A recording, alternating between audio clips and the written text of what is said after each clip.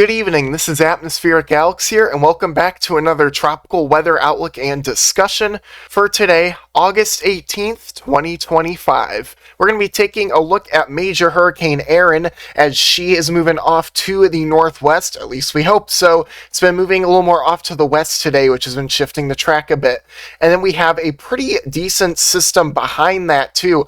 We could be talking about a tropical storm forming in either maybe the northern Caribbean or the southwest Atlantic, and where this system goes depends on how quickly Erin can move her butt right out of the way. If she's too slow, this may also take a more northwest track, but we cannot rule it out. That is not a forecast yet. As we take a look at satellite imagery here of Erin, it's having a little bit of trouble here. I don't know what's going on with the frames there, just kind of vibrating and going all crazy. But we were talking about Erin here with a pretty well established inner core. It is starting to look a lot more healthy again.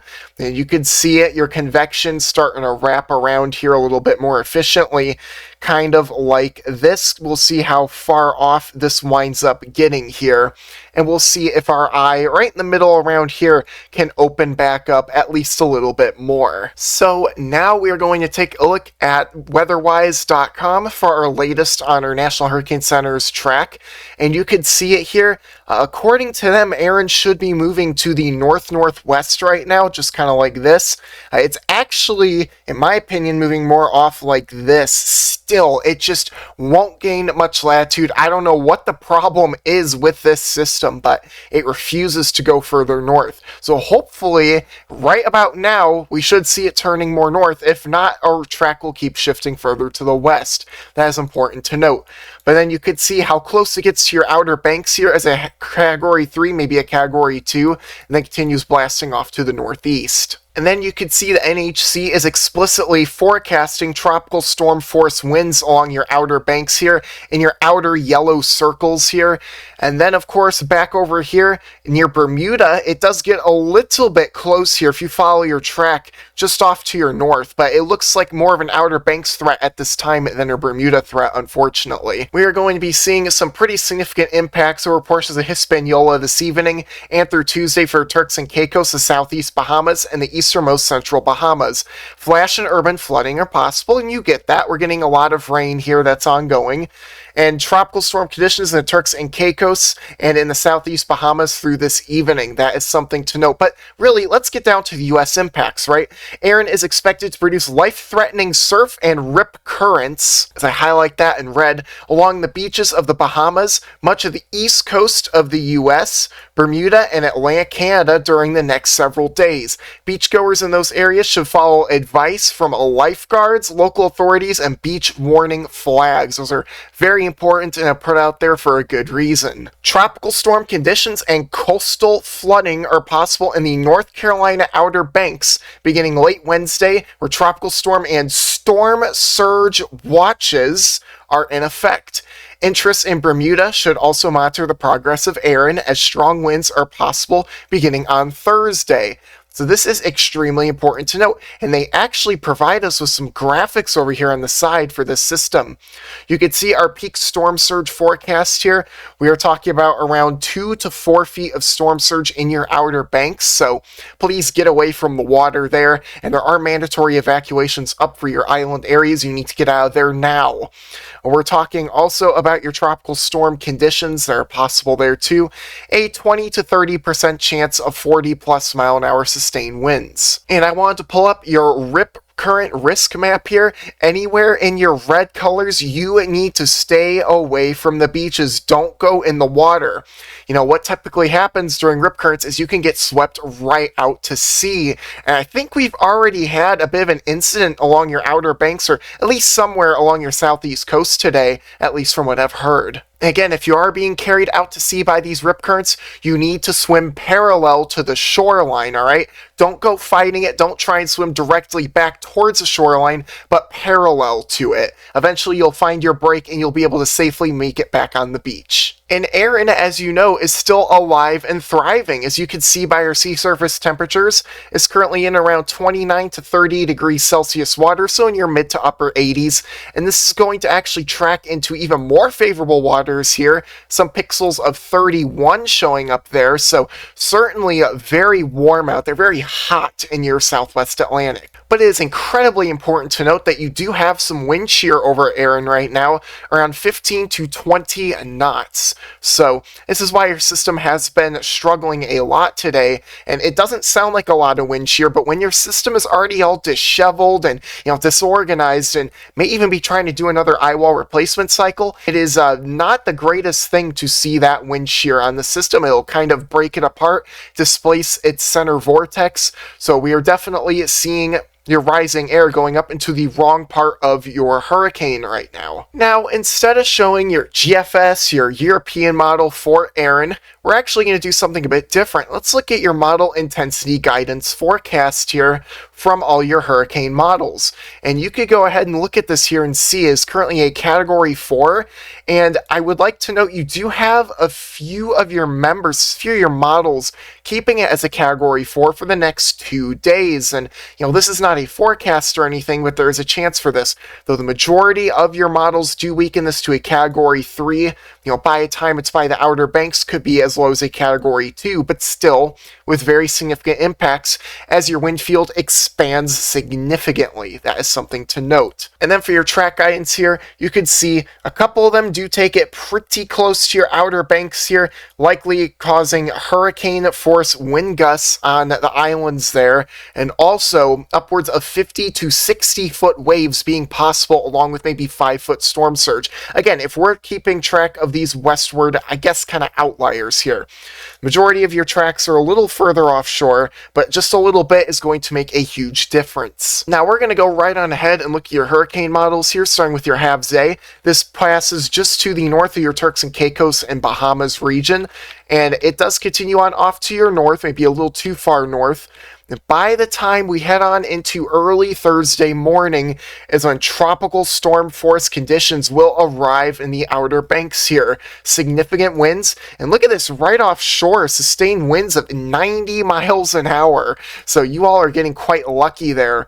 This continues on through, and your winds really weaken as we go into Thursday evening here. And luckily we don't have Massachusetts in view here, as this goes a little further off to the east than the north. Your wind gust forecast here, because believe it or not, your HAVS models actually have this capability now, which is pretty cool. You could definitely see some stronger winds, upwards of 60 miles an hour according to this model. Look at that here. Early Thursday morning near Ocracoke and Cape Hatteras and Kitty Hawk, very strong to damaging winds going onshore here. And this really just continues. Your winds dip below 40 miles an hour again Thursday afternoon into the evening. Your HAVS B model, same song and dance. Does it take it a little closer to the coast here? Nope, it's pretty much in line with your HAVS A. But your gradient is a lot sharper, and right there is your 50 mile an hour sustained wind line, and that is just barely offshore. It's definitely something to note. Your wind gusts for your HAVS B are the same song and dance. Look at your strong winds moving onshore, damaging winds at times. So you could see some power outages, down trees, down power lines, some damage. You get the idea. Though this could easily be a little bit closer right here, and your impacts could be far more significant in your Outer Banks. A westward shift, again, I just think could be in the cards still. You got to really watch out for this. Your H-Wharf model, I believe, as we go on in through time here, is way further offshore. Doesn't even bring tropical storm conditions, but we already have watches for that area. So this model is a bit of an outlier at this time. Now, your HMON model is very aggressive. I want to show you what a far westward track would look like. This is this morning's model run here. You could see it here going on into Wednesday and then into Thursday. Bam! Look at this. Hurricane conditions right offshore by just a few miles. And And we're talking about upwards of 50 to 60 mile an hour sustained winds, with gusts potentially topping 80 miles an hour in some of your islands. This is a far westward run of your hurricane models. And this is a possibility, and this is definitely on the cards. So you all should be preparing as if this could wind up happening and hope for some of your weaker, further out to sea scenarios. And this lasts quite a bit longer, and your system gets quite a lot larger. And then going into portions of Delaware and even New Jersey here, could be seeing some significant winds up here as well. You know, upwards of 30 to almost 40 miles an hour along your shoreline. And then switching to a newer model run here, look at Massachusetts here, even getting on some of your wind action here, with sustained winds between 20 to 30, with gusts possibly upwards of 40 to 50 in your most coastal areas there. Yeah, we really do have to watch out for this. This is a lot further west than some of your other models, and that is definitely possible. It's not just your wind, it's your waves as well. Look at this here and your individual wave heights here crashing on into the outer banks, seeing upwards of 50 to potentially even 60-foot waves making it onshore in your OBX region. This is going to be going on through into Wednesday evening into Friday morning. We're going to be seeing some extreme waves. So, you could see, the highway connecting the mainland to the islands be completely washed out as something we need to watch for, and then your waves along the East Coast get bigger, and Bermuda, watch out for around 40-foot waves as well. Let's not forget about Atlantic Canada. Of course, getting into around 40-foot waves possible up there, going on through into Saturday, Sunday, and Monday. Now, unfortunately, this is not your only area of development. Look at this. We have yet another area that could form into a tropical depression or a tropical storm, has a 60% chance of development over the next week, and this is going to be something we're going to have to watch from this really strung out weird blob of light convection out here that is going to be moving on off to the west-northwest to the northwest into that area. And we're actually going to take a look at your zoomed out hurricane models for this, because you can actually see all these products in real time. So we're going to go ahead and refresh our data here, and let's take a look. We have our tropical wave situated right out here. As you can see, kind of your tilt there, kind of your wave envelope just like that. That is a tropical wave, and that is pushing on off to the west-northwest generally in that fashion.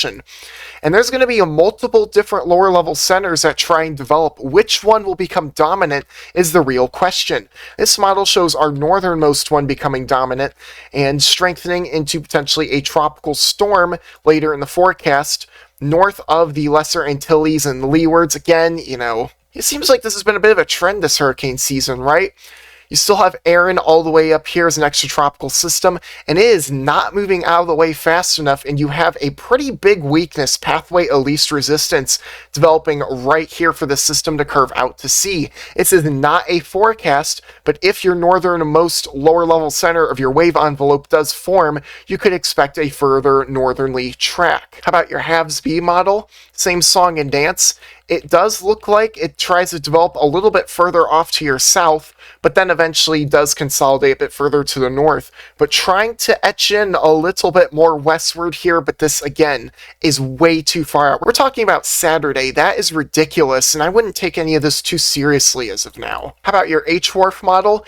It does take your wave envelope and consolidates your southern center of circulation and actually tracks it right through your Caribbean here. If that winds up happening, we'll be talking about a much further southerly scenario, which could lead to more impacts down the road. Now, your HMOD model does this. It tries to consolidate yet again, or doesn't consolidate at all. I take that back. Look at that. Shows basically nothing but just a weak wave, 5 days from now. So there isn't too much confidence on this thing really doing all that much yet. And this is why we need to be watching model trends and more professional forecasts for this time frame. And with that being said, thank you all so much for tuning into today's video. I hope you enjoyed it. If you did, please be sure to smash that like button, subscribe to my little corner of the weather community, share this with friends and family on social media. I'm struggling talking here as I try and finish the rest of the video. And also, feel free to leave a comment in the section below if you found this educational or entertaining. And I just realized that my overlays did not pop up on the screen. Well, I'm sorry, it's getting kind of late at night, so I need to upload this as soon as possible. I will be sure to hopefully have that fixed here soon as I transfer everything over to another device and hope that nothing goes wrong. But I tend to have bad luck with things, so fingers crossed that everything goes all right. And you all have a wonderful night, everyone. Stay extremely weather aware.